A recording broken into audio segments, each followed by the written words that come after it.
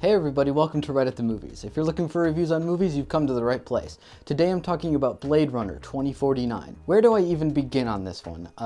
Blade Runner is a science fiction classic as well as a cinema classic. It's one of my all-time favorite movies, and people all around the world love it, and it's had this really long legacy. While at the same time, a lot of people don't like it. And honestly, I can get that. Every time I go back and watch Blade Runner, I feel like I learned something new. Not only about the world itself, not only about the movie itself, but also about movie making itself.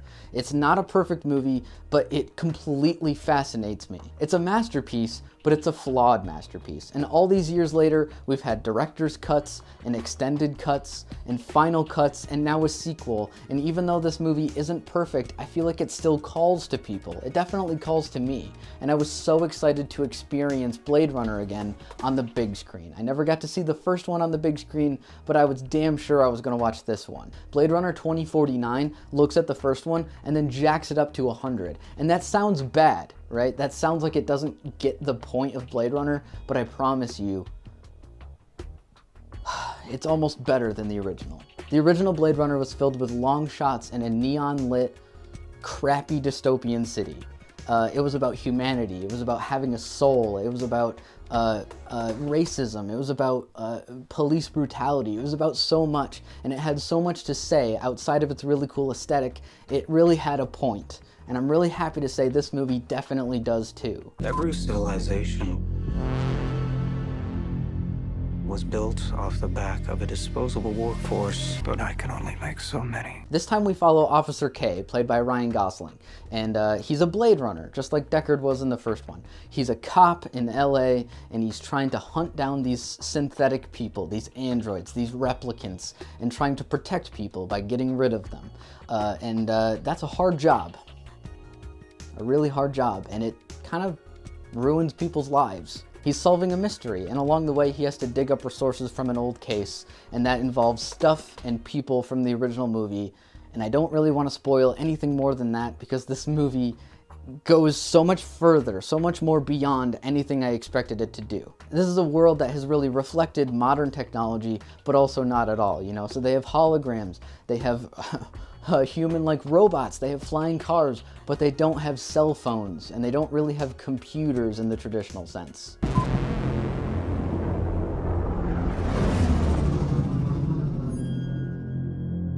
And Ryan Gosling, he's a great actor. I know people are really hesitant to him because he's in a lot of chick flicks and stuff, but the guy is great and he kills it in this movie. This job really sucks the life out of a person. You saw that in Deckard in the first one, and you definitely see it in Ryan Gosling's character in this one. This is a hard job. This is a hard world to live in, and you can see that on his face. People in this world, they don't want to live there. They don't want to be here. You're a cop. I had your job once. And of course, Harrison Ford returns, and I'm not really going to spoil why, but let's just say it's great to see him again. It's a character that I don't love from the first one because he's kind of not a good person, but nonetheless, it's still great seeing Harrison Ford come back to this franchise and give the movie so much more weight, so much more gravity. He delivers a performance in this movie that is probably Oscar-worthy. I'm serious. I liked him in The Force Awakens, and hell, I even liked parts of his performance in Crystal Skull, but this is his best return performance he's ever done. What do you want? I want to ask you some questions. And all of the supporting characters are also really, really great. Ana de Armas, Robin Wright, even Jared Leto, all really knock it out of the park. You believe every character in this world, you believe the world, and I think that's the main objective of Blade Runner movies. They all had something to say, they all had a point. In a world that is constantly demanding attention, from beautiful cinematography to really flashy neon lights, the fact that the characters really shine through all that is really quite astonishing. There is an order to things. That's what we do here. We keep order.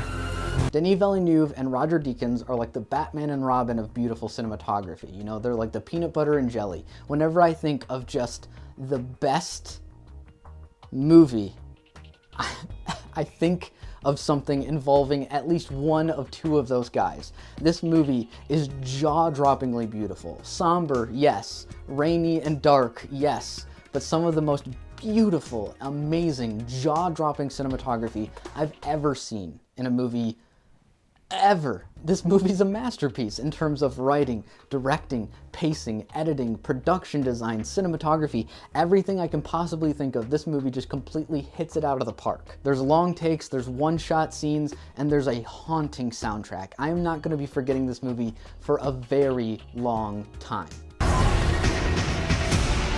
The key to the future is finally unearthed.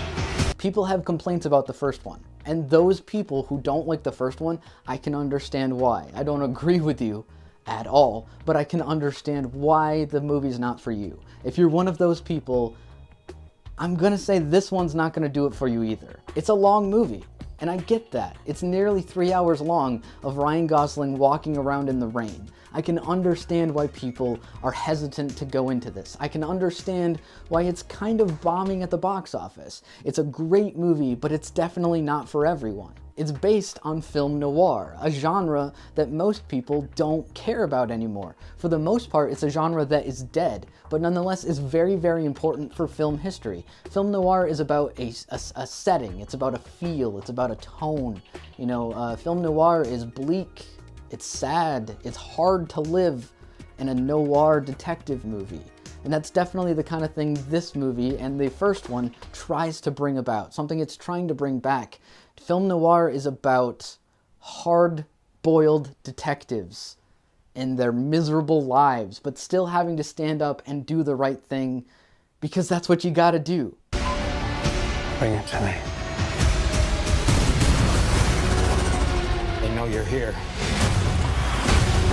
Yes, there is action, and yes, it is awesome, but it definitely makes you wait. It's a slow burn, because that's not what this movie is about. The world this movie builds, the characters that it creates, I can't get out of my head.